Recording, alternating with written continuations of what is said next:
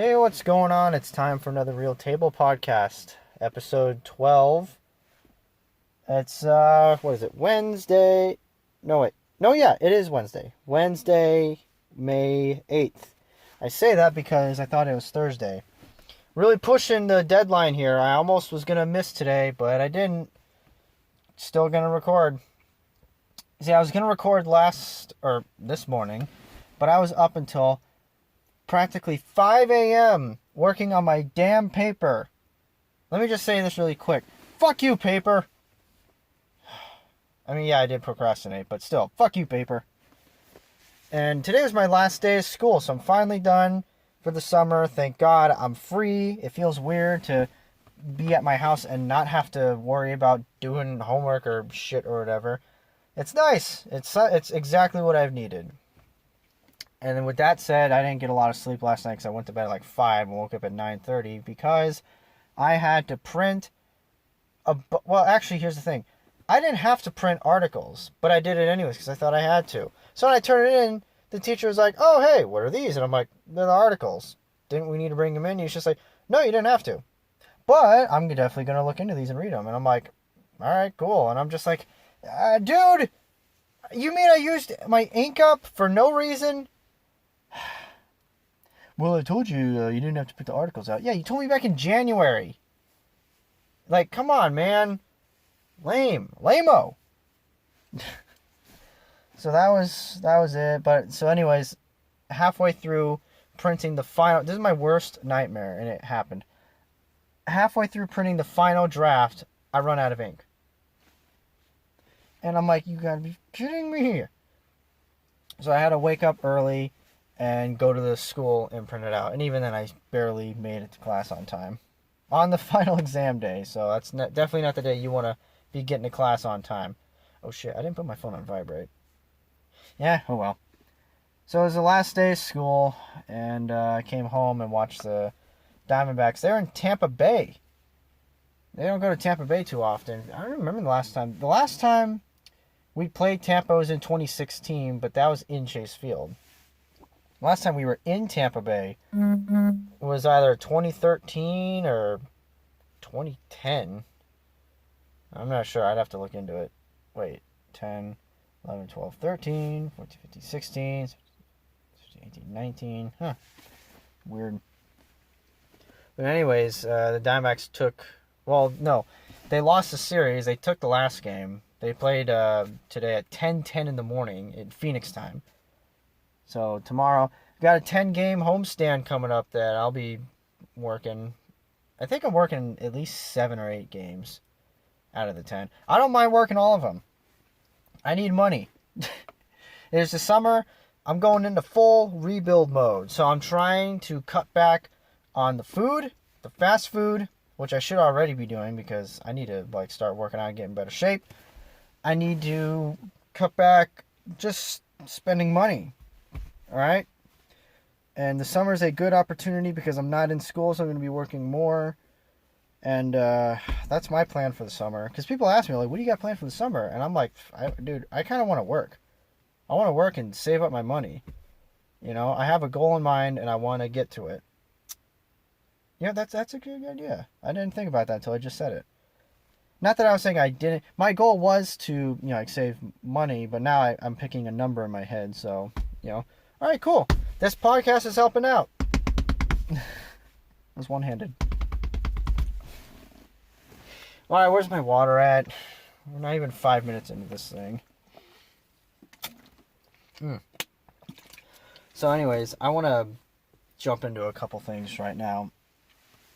First of all, we got some good news finally in this weird time that we live in. We got some good news.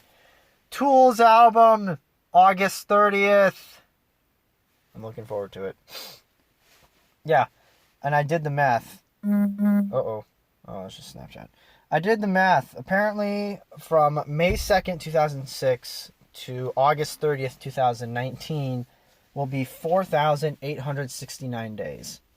So not half of 10,000 days, because 10,000 days is roughly 27 years. This is 13 years. So yeah, it's about half. Well, a little less than half. 48.69 out of 10,000. That's still a long time, man. I mean, seriously. Oh, geez, I hope the camera didn't pick that up. So, yeah, I don't know if anyone heard it, but the way they announced it was just typical Tool fashion. There's no name for the album yet. We'll probably get that within the next month or two. But at least we got a date. How they did it was they started another tour, a 10-date tour. I don't know what the point. A 10-date tour is not even a tour. That's like a warm-up tour. But I guess on their first or second show, they just displayed August 30th on the fucking screen. And then Maynard, of course, said, everybody get your phones out, security stand down, and let these fuckers do what it is they're going to do. Which means he's basically saying, share it, which is what you were going to do anyways. But, in typical Tool, they can't just announce a release date. They have to, announce it at one of their shows, and then, 12 hours later, be like, yeah, it's coming up then.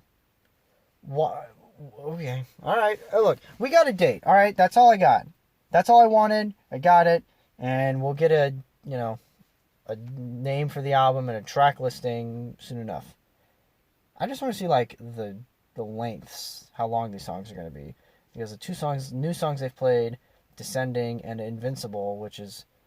Invincible is so not a Tool, name. It's like an early 90s Tool. And Descending, yeah, that's more Tool-esque. But even then, I mean, I don't know. Tool, they kind of, create their own words. Like Lateralis, Jambi or Jambi. If it is a word, I don't know what it means. What else? Or they just pick really weird words to use, like eulogy. It's just a weird... Or jerk off. They just have really weird, somewhat bizarre song titles, or Ticks and Leeches. Hey, what are you listening to? Ticks and Leeches by Tool, which is a good song, but still. They have really weird song names. So to hear Invincible and Descending is kind of a step back for the normal Tool standard. Like I said, I'm looking forward to it. But anyways, and this is what I mainly wanted to get into. I'm a little steamed over this. And I just saw this, not even an hour ago. Probably 30 minutes ago. Apparently, the Chicago Cubs are investigating, or they already did, and now they're banning a guy because he did a offensive gesture on live television. But the gesture, and I'm so confused about it, is the circle game, the upside down okay hand symbol. That thing where you do the little circle below your waist, and if your friend looks at it, then you get to you punch him in the arm or the shoulder. That thing is apparently racist. How is that? I've never heard that before. When they said offensive hand gesture, I was just like, oh, what the fuck? Did this guy do a quick Nazi salute, or what did he do? Because it's white supremacy hand gesture, and I was thinking, what? I'm not a white supremacist, so I don't know what hand gesture could there be for white supremacists, whatever. And then I saw the picture, and I thought it was a joke. I thought somebody edited in doing the little thing. But instead, it was an actual, because they blurred it out. And another picture on Google, had it. And I'm like, wait, is this really it? And I went on the Chicago Tribune, and sure enough, there it was. The upside down OK symbol. And apparently, a couple of white supremacy groups started using that hand symbol or gesture in 2017. So now people who are using it are now falsely being called racist. But I never heard that until 30 minutes ago. So now, apparently, this game that's been around since the 80s is done. Seriously, this pisses me off. This thing that's been around since, like I said, the 80s. At least the mid-80s. Because I did it to a guy, and he's just like, they're still playing that game? And I'm like, yeah? Isn't that a new thing? He's like, no, we were playing that in high school. And this guy went to high school in the mid-'80s at least. Maybe the early 80s. But at least the mid-'80s, he was playing that circle game. That's what it's called, circle game. Or the circle game, whatever. And you're telling me because some, KKK members are using it, now it's just going to be racist? Like, yeah, it's fucked up that they're doing that. It's fucked up of what they're doing. But everybody knows that's not a racist gesture. You're basically saying they could take any normal thing and make it racist, and then it's like, okay, we can't use that anymore. And to me, that just seems kind of fucked up. What if, the KKK started using the thumbs up, and that was like their new thing? Well, then people, what? So we can't use a thumbs up thing anymore? No, that's universally okay. Everybody knows it. Well, what if that became a thing? What if, a dangerous group, what if terrorists or white supremacists started using thumbs up? Or 2 thumbs up as a fucking, a racist, or like a racist like hand gesture. Are people just, we can't do a thumbs up anymore? If we're at a ball game and a guy hits a home run, the manager can't give him a thumbs up or whatever? No, he's racist, we gotta fire him. Like, come on. That really pissed me off. It still pisses me off. This is the angriest I've been on this podcast. Like, that's just wrong. It's wrong on so many different levels, because one, it's wrong that these terrorists, these white supremacists, these KKK members are already fucked in the head, and what they're doing is fucked up, okay? But they went out and took an innocent looking game where kids play it still to this day in the schoolyard. I still play this game. I'll be driving, or I'll be at like Alex's, voice crack, Alex's, and I'll be like, hey Alex, look at this. And he'll turn around and it's like, bam, I'm doing it, and I get to punch him in the arm. That doesn't mean I'm racist. And this guy is banned, at least indefinitely, from Wrigley Field. I mean, come on. Like, fuck that. I'm not doing it in public anymore. There's no way. In today's sensitive society, there's no fucking chance I'm gonna, risk that. Especially in pictures. Like, when I went canoeing up north, I showed that to my cousins. In fact, maybe I should call my uncle and tell him about that, just in case. But even then, like, dude, that's an overreaction, Stone. Dude, this guy did it on live television, and he's getting banned from life. He could have just been like, hey, how much you want to bet? I'll do this on live television. And his friends are like, oh, bullshit, you won't, I'll give you $50. That could easily have been it. But instead, oh, it's racist, we have to go after this guy and ban him.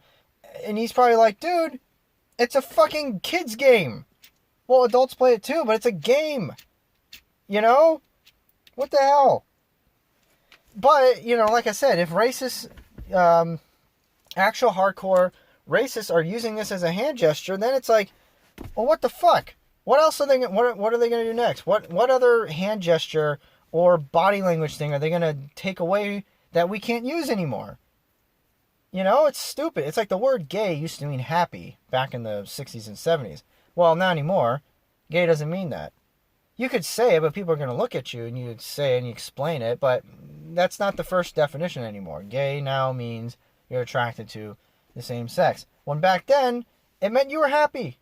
And I remember reading some book in the 70s, I think it was Stephen King, or just some book back then, and I read it the first time when I was way younger, and I'm like, what? Why is he saying he's so gay? Or something like that. And I asked my parents, or my dad, he said, in that context, it means he's happy. That's what it used to mean. I'm like, really? But that word changed. So that's it. That's gone. That first definition of gay means happy, that's it. That's in the past. That's just, it's not there anymore. It's not right here in the present. Right now, it has a different meaning. And I guess his stupid hand gesture has a different meaning. Like I said, I pulled up, I was sitting in the driveway right before I was about to walk in, and I saw this thing, and I'm like, offensive hand gesture for white supremacists. I'm like, what the fuck? Did they create one?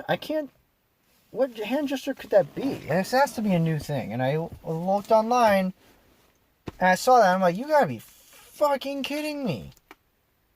This is ridiculous. You're telling me kids out there they've been doing this shit? You know, now you have to be like, oh, hey, by the way, that's racist. You can't use it. And you go, but what? That's so stupid. But it's one of those things where you kind of have to accept it and, you know, not do it, because you could fucking get fired or get banned from, you know, Wrigley Field or whatever for doing a stupid circle hand game. Like I said, I'm mega pissed at this. And I'm going to be pissed for a while. Because if this is really a thing, and it's been a thing since 2017, I didn't hear about this. Oh my god, I hope the camera didn't pick that up. Jeez. I did not hear about this. And if this has been going on since 2017, okay, that's roughly about 2 years, okay? Let's just say 2 years, because, you know, if it was in 2017 in December, then it hasn't been a full 2 years yet. So let's just say it's been 2 years. I didn't hear about this until now. So, was it, like, not that big of a thing? Or what? And also I read that the hand gesture was a part of some operation this the KKK group used, and it was Operation OKKK. And you go, really? Like, seriously? And then that's the hand gesture they use. And you think to yourself, what? In fucking theory, they could go after any normal hand gesture or little thing and potentially ruin it, you know? It's almost kind of like how some guys can say, like, some women can literally just ruin any guy's life. I'd say, that guy raped me or, you know, touched me or molested me with, like, no proof, but people are going to be like, what'd you do that for? And they're like, dude, I didn't do it. You know? There's no proof to back this up. And they're like, well, where were you? And it's like, I was hanging out with friends. And they go like, bullshit, this guy's a piece of shit. You know, let's just blindly believe it. So now, you're telling me that white supremacists and even terrorists have that power where they can take any normal, innocent thing and turn it into a symbol of evil. You know, that makes no sense, and it's terrible. It's awful. You're basically saying, if the fucking KKK came out and said, yeah, you know what, we were thinking about it, and we really like the Miami Marlins. The Miami Marlins is we endorse the Miami Marlins.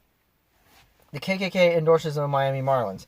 Are you going to tell me, in theory, nobody's going to go to Marlins games anymore? Because the KKK is a fan of it? And people are like, well, no. Really? Really? Okay, because after this, I'm kind of not really going to believe that. Like I said, I'm like fucking scared to do anything online in social media, because look at how many things that people write something, it gets taken way out of context, and people go, oh my god, no, that's not what I meant. Guy gets fired, his girlfriend leaves him, and now he's got to sleep on move back in with his parents on the couch. I mean, all because of a stupid little lyric he wrote. You know? Or just like, you know, it's like he posts a picture holding a gun, and then it's like, he's worse than Satan. Like, seriously? Come on.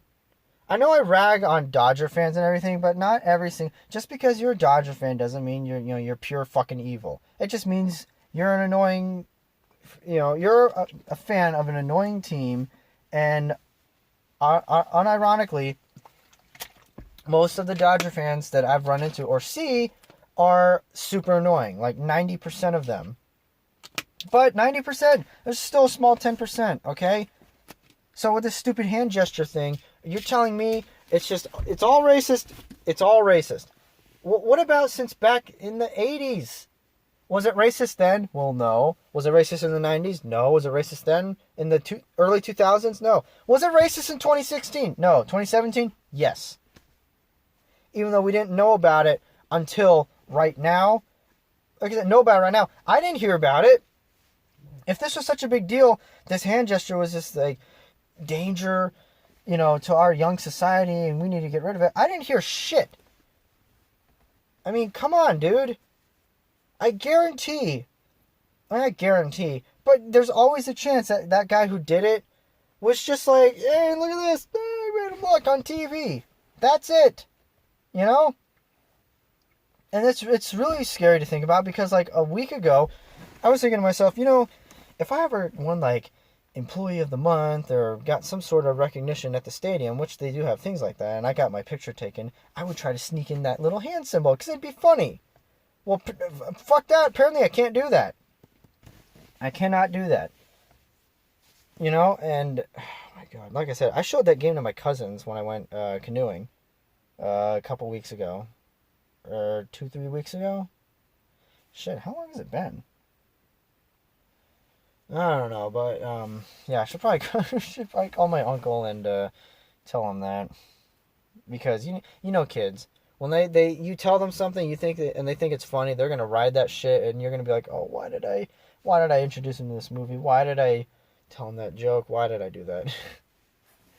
So, like I said, that's pretty much the end of that rant. That freaking epic rant, but I'm still pissed. And if anybody out there is listening to this and you have your own opinions, please get a hold of me and let me know what you think. I'm not going to sit here and say I think I'm totally in the wrong or I'm in the right, but I want to get everyone else's opinion on this because this is fucked up. It's seriously jacked up. You're taking an innocent game, an innocent hand gesture that people use to just, mess with each other, and now it's deemed racist. And it's not just, I'm not necessarily so on that. I am, but I'm more concerned about what's going to happen next. What are they going to take next that is going to be deemed racist? Or, you support terrorism or whatever. And it's like, I don't support terrorism. I just wore a Miami Marlins hat, Just something like that. Something's going to happen where it's going to be like, oh, that's racist. And you go, it wasn't racist last year. Now it is. You tell me this thing has been totally fine for 100 years. You know what it's like? It's like that song, Baby It's Cold Outside. Back when it was written in the 40s or 50s, it was fine. It was cute. Well, they viewed it as cute. It's just like, that's just them flirting or whatever. Now, in 2019, it's just like, that's, I was going to say racist. That's, he's keeping her, he's telling her what to do, he's trying to, like, drug her and, then rape her, take advantage of her, and you're like, where did this come from? Where did this come from? Are you so bored that you have to go back in time, way back then, and just take shit and just make it a big deal? My teacher brought up a good point today. He says the problem with, like, youth, I forgot how he worded it exactly because he said it really quick, but he said something along the lines of, youth in today's culture, and by youth I mean like people my age, you can criticize something and still like it. He said we're kind of criticizing things without fully understanding it. And you know what? Yeah, for the most part, that's true. Now with the song thing, this just seems like, go get a job. Really? You have so much free time, you're just going to sit and listen to a 50 song say that's, all this shit? Go out and get another job. Or, go buy a car and start making payments on it. Do something, okay? If this is what you're doing with your life at whatever age, then you really need to reconsider. Or maybe you already failed and all you got left is just to go after other people. People love getting other people in trouble. This is probably the unfunniest podcast that I've done so far. But you know what? You're going to have some of the... I know in the first podcast I said this is going to be mostly comedy. But you know what? Sometimes some podcasts are going to be a little heated like this. And you guarantee if I had somebody on here that I would definitely bring this up. And we'd be discussing the shit out of this. So anyways, like I said, if you're listening to this, get a hold of me. Let me know what you think. Let me look this up. Do your own research, look it up, and tell me what you think. Or like, I don't want to ask for too much, but like, give me like your first initial thoughts. Then go look at it, do your research, and then come back to me and say if you still think it's the same. Because you know how, like, it's like listening to a song on first listen, you're like, it's alright. And then you listen to it 2, 3, 4, 10 times, and you're like, it's pretty good, you know? It's grown on me. You know, but in this case, it's like, no, that's not racist. And then you look at it and you go like, okay, after thinking about it and looking into it, yeah, it kind of is. You know, if you do that, then, you know, you looked into it. You don't go like, yep, it's racist. No, it's not racist. Yes, no. That is the problem with cult society today. But yeah, with a lot of young people, is everything is too black and white. Everything is too, yes, no, yeah. And then people go, why? And they go like, I'm entitled to my own opinion. And you go, okay, I just asked why you like it. That's kind of a normal question. You know, you can like something and not really have an explanation for it, but that only works in some cases. If you were to ask me, Stone, why do you like baseball? I would go, look, honestly, I couldn't really tell you. When I was a kid, a friend of mine's dad played for the Pittsburgh Pirates, and he came to our school, and he did a little, you know, he talked to us, and he gave out his baseball card, and I held on to that card. I went home, and I showed my dad, and I was asking what all these numbers and these words meant. And then he said, you know, Arizona has its own baseball team. You should, you know, you should watch one in a game or two. So then I did, and then that's it, you know. But that's not really like, in my head, that's not really like a huge explanation. It's just kind of like, it just happened. One thing led to another, and then bam, here we are. You know, it wasn't like I did this, and then I did this, and then I did this, and then bam. It was just kind of like, you know, like, hey, you know, check this out. Oh, okay, there it is. That was it. Nothing was planned out. It was just kind of, like I said, one thing led to another, and that's it. Why do you like this band? Why do you like this song? I just like how it sounds, you know? You could say, I like it because it's not, like, you know, there's no screaming vocals like metal or whatever. You can say stuff like that.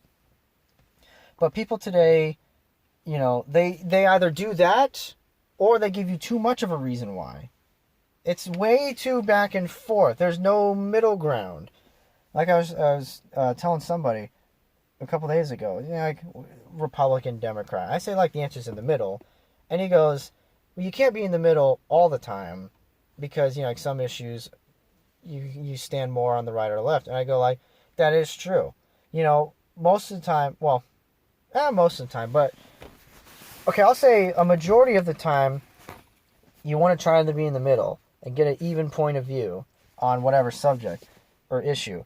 But sometimes certain issues might cause for a harder, maybe a more right-handed, right-wing approach, and some might require left-wing, you know, a softer, more emotional, approach. It's like logic versus emotion, okay? I get it. All right? Rush wrote an 18-minute song about it. But the question is like, all right, who wants to lose this time? And nobody wants to lose. You have to be 100% Republican, 100% Democrat. If you're in the middle, then you're like this weird alien. You have to be one or the other. You have to be labeled in today's society. And it's like, why do I have to be labeled? Can't I just do me? You know, can't I just go to work and go home and watch pizza and watch a movie and go to bed? Why do I have to wear a fucking vagina on my head or these weird things that happen? Alright. Metallica's song that I'm reviewing, Phantom Lord. How do you like that transition? Bam! We're just jumping right into it. You know, I don't know what the fuck I'm going to call this podcast. Again, I don't know what I'm going to write in the description box. I get so triggered thinking about that stupid little description box. Phantom Lord is, I've reviewed most of the songs on the first album at this point. It's the 6th track on the album, I believe. It's alright. It's got a couple of cool parts. Got a cool middle part where it's like it gets all like quiet, you know, in parentheses, like quiet. But I never played it on drums before. I could play it, you know, I just have to learn a couple parts. It's alright though. You know, Phantom Lord, that just sounds like a song a 15-year-old wrote in his garage. So to hear Metallica play a song called like Phantom Lord, it's like, what? Phantom Lord? But back then when it came out, that was considered like, oh, what the hell? What is this? This is really like dark and heavy. And you listen to it and you're like, it's fast, but you know, I've heard heavier. You listen to a band like Meshuggah. When you listen to Meshuggah, I don't think you're gonna find a band heavier than that. Obviously, there are probably gonna be some like intense metalhead guys out there that are just like, of course there are heavier metal bands out there, you know, like Amon Amarth or whatever. It's like, first of all, Meshuggah is infinitely heavier than Amon Amarth. I don't want to fucking hear it. Vocals kick ass, Amon Amarth's ass, the music, everything. All right. Thomas Hawk, the drummer of Meshuggah, can wipe the floor. You can wipe his ass with the drummer from Amon Amarth, okay? Or a band like Slayer or Trivium. Come on. Dude, Meshuggah. Go check them out. They are not for everybody, though. They're like Swedish. They're Swedish metal. And there's something about the Swedish, man. Like, I don't know what the fuck they're drinking in their coffee. Or putting in their coffee, however you want to say it. But what the fuck are they doing over there with their bands? And not just like they're good. They're really good. But also, and this is kind of like a little dark humor right here, but like they're actually like one of those bands where if they find out that another band is more successful than theirs, they'll actually go out and kill you. And it's like, oh, only in Sweden. That would not happen in the United States. In the United States, we just go on Facebook and just bitch about it and complain about it. Or go on Twitter or whatever. Sweden, they just go right over and they just beat the shit out of, you know, the other guy. So he's like, he can't play guitar. I don't know, that was a bad Swedish accent. I can't do a Swedish accent. But yeah, I don't fucking know.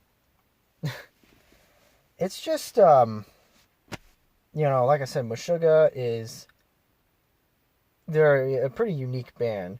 And when I say that, they kind of created Djent, D-J-E-N-T. Djent, if you don't know, Djent is right now, it's kind of a joke genre. It's been a joke for a few years now, unfortunately. And when I say unfortunately, I mean, I used to like it. But now, well, how do I explain it? Djent, again, D-J-E-N-T.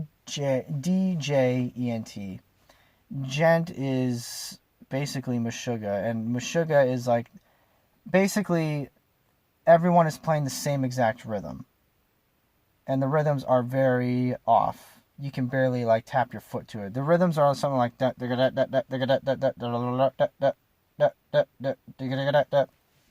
Something like that. That's a Djent riff. And the joke with Djent is anybody can write a Djent riff. Anybody can come up with one. Because if you almost sneeze, it's like, that's true. And then you can kind of just be like, da da da da da da da da da. You know, there's like, oh, there's a Djent riff. So anybody can play or write a Djent riff. So, of course, you see a bunch of 15-year-old bands, local bands, where they can't actually, like, write songs. They just take the easy way out and just write Djent. Now, here's the thing.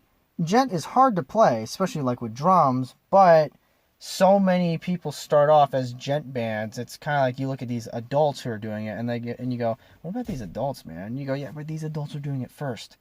You know, Meshuggah started doing this shit back in the mid 90s, even like the early 90s. You know, in like the early 2000s, that's when it kind of, early to mid 2000s, that's where they were kind of like getting more recognition for like the Djent thing. Well, I think the word Djent didn't come around until about 10 years ago, give or take, something like that. I don't know the history of Djent. I guess I should have, done my research and looked this shit up before I did it, but I didn't know I was going to talk about this. So, I'm going to cut this podcast a little short because I want to get this uploaded before midnight so I can keep the streak alive, keeping it going. That was my accidental Bill Burr moment right there. Bill Burr is when you turn into a Boston accent with the last word of your sentence, and you kind of end it like this, like that. Oh, jeez. Oh, hold on. Okay, that's better. Jeez. Man, like, I think a couple days ago, I was sitting on the recliner, and I went to drink water, and it went down the wrong pipe, and I like started coughing. I tried to hold it in, but I couldn't, and water just like it came out, and I got on like the little armrest a little bit, and my dad sat down. He's like, "What happened? Did you spit on this?" And I was like, "No," and I explained it, and he just kind of looked at me like, he's like, "Why didn't you hold it in?" I'm like, "I tried, but when you're coughing, you got a mouthful of water. Naturally, you're gonna open your mouth." But so I guess we'll close briefly with a little bit of an update on hockey playoffs. The Sharks won, son of a bitch. They're moving on to the third round. I don't like that. But on the good side, the Blues won in double overtime. Game 7 double overtime against the Stars. Oh, it was a great game. Oh my god, it was so awesome. Overtime was great. Double overtime was great. Pat Maroon, number 7, scored in Game 7 on May 7th. 7-7-7. And I think the game started at 7 p.m. Central Time. I think. Wait a second. I think it did. I really think it did. And Pat Maroon was is a St. Louis native. So it was a great night for St. Louis. They scored in St. Louis, Game 7. They had home ice advantage, and they knocked Dallas out. I'm very happy about that. So the Western Conference Finals is not Dallas, St. Louis Blues, San Jose Sharks. 2016, right? Yeah. 2016. Yeah. Okay. 2016 Western Conference Finals rematch. Sharks, Blues. Then on the Eastern Conference, the Blue Jackets got eliminated, so Boston's moving on. But they're going to play the Hurricanes. So it's the Boston Bruins and the Carolina Hurricanes. I really want the Stanley Cup to be Carolina Hurricanes and St. Louis Blues, because that would be the best case, because either team wins, totally fine with it. Although the Blues have never won the Stanley Cup, so I might be leaning a little more towards that, but I would love to have the Hurricanes win the Stanley Cup and have their super obnoxious goal horn. Oh my god. Jeez. Cameo burp. Sorry about that. Jeez. Where did that come from? Seriously, where did that come from? But anyways, if the Stanley Cup is Boston and San Jose, I told a friend of mine, I don't even think I'm gonna watch it. I might watch the last game, just especially if the Sharks are gonna lose, then yeah.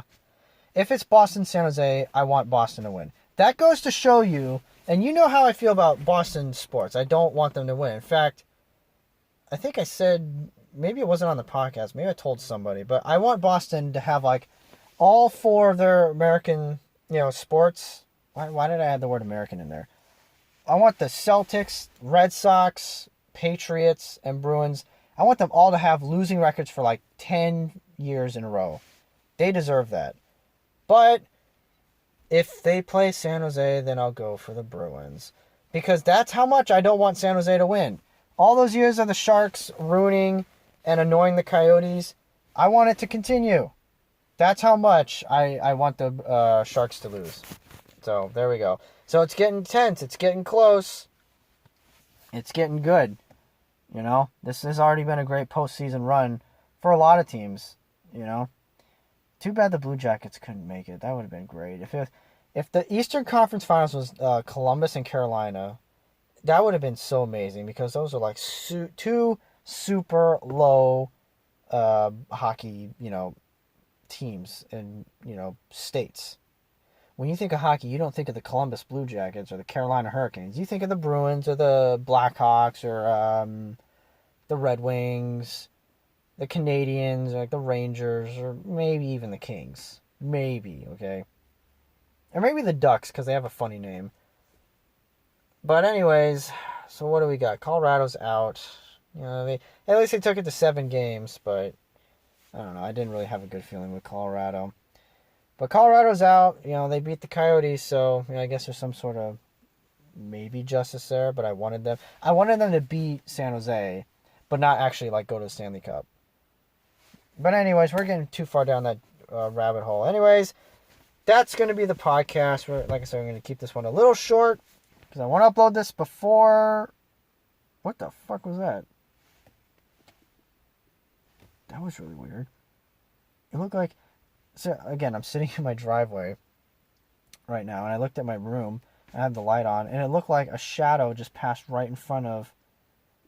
Because I have the blinds on, but I can still see the light in there. It looked like a shadow passed by it, but that can't be, because that looked like a really tall shadow, and it moved really quick, and it has to be right in front of the window. And I'm probably just seeing things. That damn Blue's Clues PTSD. Oh shit! Should I call that? Should I call the podcast Blue's Clues PTSD? I kind of want to, but I don't want people to get the wrong idea. Okay, you know what? I'll come up with a title for this when I'm gonna upload it right now. So that's the podcast. Thanks for tuning in. I'll see you on Saturday. Bye.